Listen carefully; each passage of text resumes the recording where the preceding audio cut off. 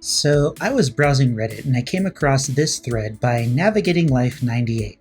But before I dive in, I want to remind you that the devs have tried so many things with matchmaking and changed rankings so much, so often, that I honestly have no idea how matchmaking and ranks interact anymore. They implemented the MMR system, they took it away, they turned it on, they turned it off, they said we were working on it, they changed the ranks, they did some other stuff. I have no idea what's going on. So the rest of this video is just kind of based on my assumptions. Space Coconut.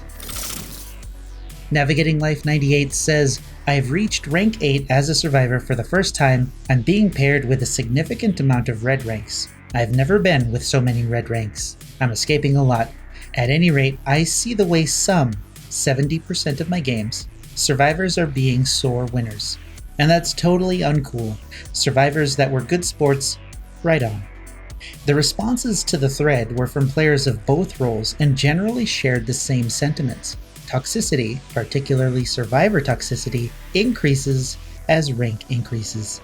There are more red rank mismatches in the evenings, as fewer killers are found for matches. I've found that my matches often include rainbow ranks in the evening, which leads to a bit of confirmation bias in this area.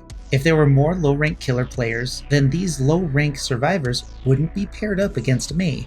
Only the devs know the actual numbers, but the population between roles is assumed to be the problem.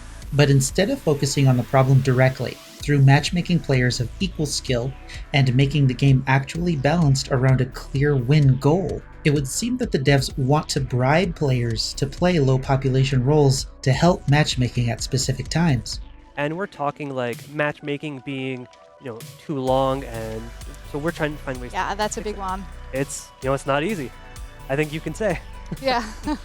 So what we're really looking into is ways to incentivize players to maybe play a role that has less weight or more of a need at that current point in time. If maybe you're a killer player, but we need more survivors at that time, then we'll offer you some incentive to actually go play that. On top of all that, we're constantly working on the matchmaking in the background, trying to find ways to optimize it to get you into matches faster. I don't think it's going to solve the problem because no amount of extra blood points are going to get enough people to switch roles to make a difference in queue times, matchmaking, or toxicity. Players want to play the roles they want to play, and once all the children go to bed, you have the dregs of the toxic red rank community bubble up to the surface, and they're totally enjoyable to play against. There are a lot of psychological things at play in this game that no one talks about. But the clearly visible and demonstrable issue is that the supposed weaker survivor role, stomping the supposed powerful killer role, and the emotes, actions, and chat that survivors offer up during and at the end of the match when survivors are sore winners.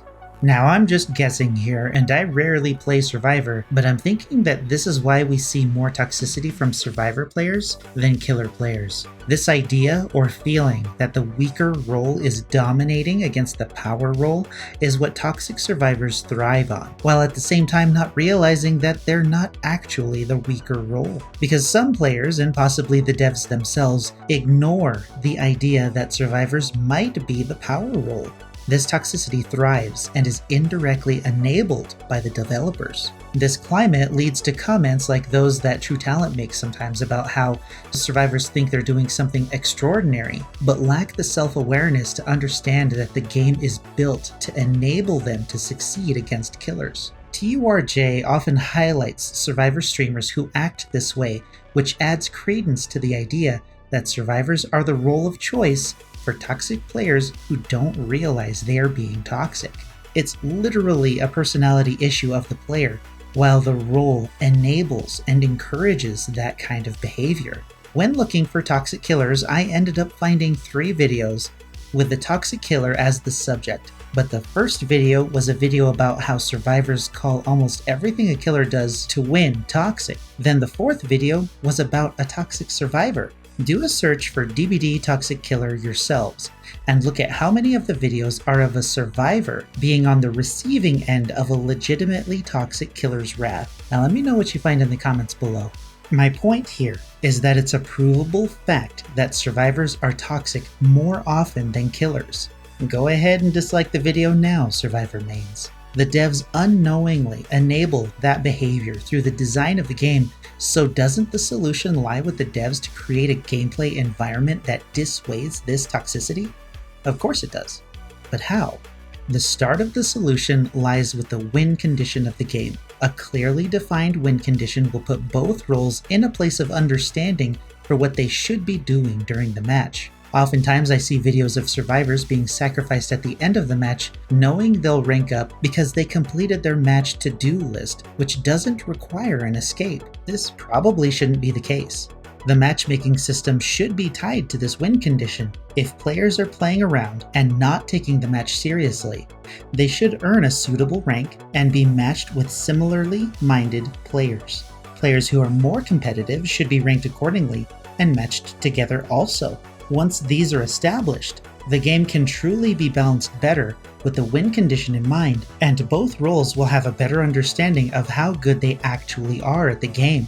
Having that self-awareness would greatly reduce toxicity in the game from both sides. This probably won't happen, but this is why matchmaking is so bad, and why the devs can't seem to fix it. Everything is very closely tied together in Dead by Daylight, and strangely enough, player toxicity is caused by the poor balance and lack of a clear win condition in the game. I'll admit that there are players who will go out of their way to be toxic regardless of rank. There are videos of that, but those players are about as common as a 4-man sweat group.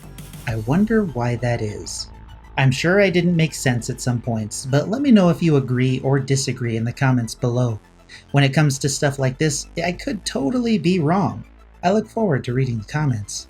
I recently hit 15k subs, so be sure to do the YouTube things so more people will be as lucky as you have been to watch my videos. Until next time, I'm Space Coconut, and you're welcome.